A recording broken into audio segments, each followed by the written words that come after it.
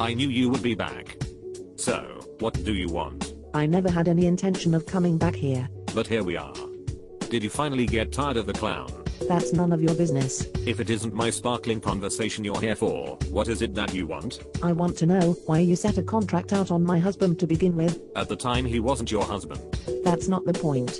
The point is 20 years ago you set up a contract killing for a penniless clown's life. Now I need to know why. We all want things, Betty, but we don't often get them.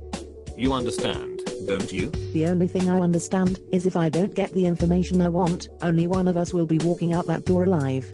The other will be taking the express route out the window. Now see here, Betty. No, you see here, Crenshaw, I want to know what is so important about the clown. Now you tell me, or I take one of my sharp knives and draw a permanent red smile across that pasty face. Betty, must we resort to such tactics?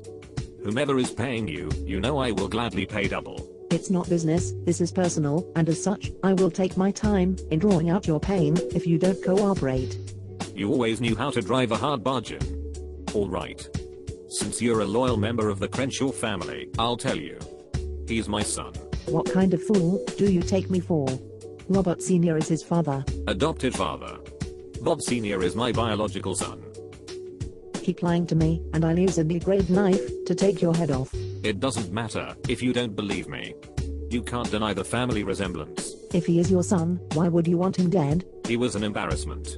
At the time I was running for Congress and I couldn't have the press discover my sad excuse for a son.